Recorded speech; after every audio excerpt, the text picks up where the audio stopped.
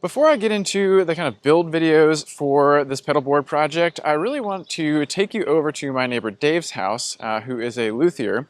And Dave had a huge impact, not just on the design of the pedal board, but also just on me as a woodworker. You know, when I was designing the pedal board, I thought to myself, I should probably get some feedback from a musician. I know musicians can be picky for good reason. And so when I took my design over to his shop, he had a ton of great feedback that totally changed the design and kind of just threw me into this world of instrument making that was very eye-opening.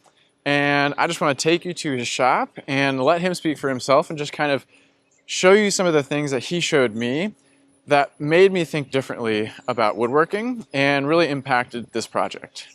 Dave Lewis, yes, neighbor, right around the corner.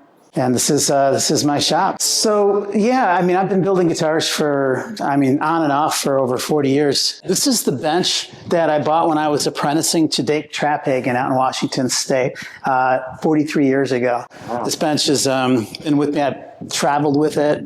It's been in storage areas, and finally it's got a great home. You know, this area here is where I do all my fine tuning and repair work and buffing and stuff. And I don't really like to generate a lot of dust over here so much. It's more for like fine woodworking and fitting and all that. Yeah, that's a piece of a Squier Strat that I sawed up to make a travel guitar. But you know, this is a sample that you can take with you to just play with. You can bring it back whenever you're done with it. I'm just thinking that might help you, because this has classic Fender bevels, yeah, which might be useful. This one in particular is one I'm thinking about incorporating onto the sides. Exactly, and that's kind of where it sits on your body for comfort, right? Yeah. And then it also gives you an idea of what a lacquer finish looks like. Yeah. Yeah, we can talk about your project. I'll just give you a quick tour. Yeah. These are forms for building guitars. Like when you bend the sides, you really need a form to hold the sides in place while you glue the tops and backs on. And these forms do different things. Like I've got 15-foot written up here. What this form is for, it actually does a couple of different things. When I'm bracing a guitar top, I'll have the guitar top laying down in here. And this is a 15-foot radius. So basically, yeah, if you imagine a 15-foot bowl, it's a 15-foot radius starting here. So, and what that does is that allows me to build a guitar top that has a very specific belly right where the bridge is for additional structural stability. Screws all around the outside are for when I get the guitar body all built, and I want to glue the special bindings around the edges of the guitar.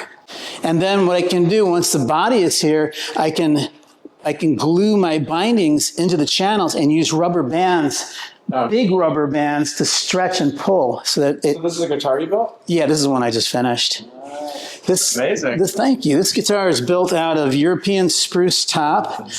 And this is some black limba that I found out in Gibsonville at the hardwood store. I just saw them post about that. I have a bunch of slabs of it. It's pretty cool stuff. Oh, and ebony for the fretboard. I've got some abalone inlays. And this is East Indian rosewood for the bindings all the way around. And then I've a hand-carved East Indian bridge for the top. Oh, man, so this is actually the first pedal board, like you said, in action I've ever seen. Could you play a little bit for me? Show me. I could, yeah. Show me how it works. Sure. This is a great practice tool. This is a what's called a looper.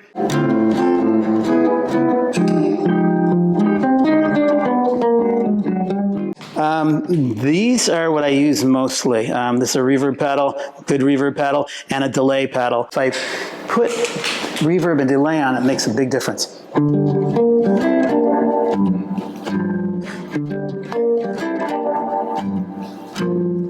So let me show you what I have so far. And if you have any feedback at all, I would love to hear it. Sure. Well, yeah. Did you want to go right to the finish, or you want to talk about design first? Both, whatever you think. So as a guitarist, one thing that I'm seeing here that might make for a better design is to either have two separate levels and lower the first level a little bit and raise the second level a little bit. Either way, just to have them a little bit offset, because if I was playing, I'd have a hard time hitting the buttons on that second level, that second row. The other thing, design-wise, is just thinking about what you were talking about with, what about these sides, having these sides have that bevel, like a Fender-esque edge, instead of like a more defined edge like that. Yeah. Just to give it that more like that's a guitar body I'm looking at. Oh, so this would be so, I'm giving you more ideas. So check this out. You could do your frets and have them staggered. I've got fret rules, so you could stagger it so it's actually a logical fret staggering. That would look sick if you had the fretboard design on there. Oh, I just had another idea. Okay. You're going to kick me out.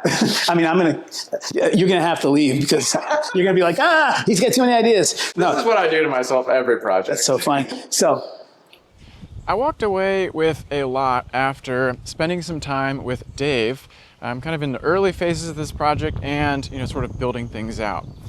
And the things that I walked away with were, the second I entered his shop, I was like, whoa, this is totally different than a furniture building shop. Even though you're woodworking and you use many of the same tools that I use, it just felt incredibly different. It's kind of like the difference between soccer and football. Like, they both have a ball, but it's like an entirely different sport. That's kind of the amount of difference that it felt like. And I think that comes from the fact that instruments are completely curved. There's like almost nothing flat or straight on something like a guitar. And that's actually primarily born from, function. Like the guitar needs to resonate and make music.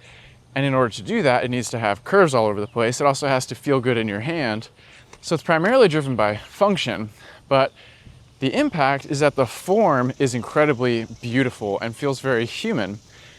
And that kind of deeply impacted me, and I think I'll bring that into my furniture building more. Another thing that struck me was just how purpose-built all the tools were.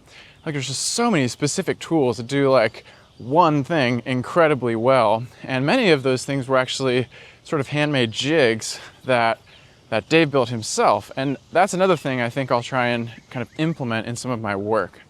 Another thing that struck me was just how comfortable a luthier is with just doing things by eye and by hand and just kind of trusting yourself in the process. I think, I can lean a little bit towards like engineering mindset in terms of, measurement and perfection. And I think that doesn't benefit the work sometimes. I think sometimes doing things by eye, doing things by hand actually expresses humanness in the piece. And that might be the thing that someone connects with when they see your piece, is that sort of human quality that you may not ever be able to explain, but you can feel it when you see the piece. I can't wait to start sharing kind of the deep dive build videos with you for this project. And the first one I'm going to dive into is going to be a doozy. I'm just going to get straight into building a fretboard. I never thought I'd be building a fretboard, especially not on this piece, but when Dave gave me the idea, I just had to do it. So I'm going to be showing you every single step of building a tonally correct fretboard. Maybe the first pedal board that has its own fretboard. See you in the next one.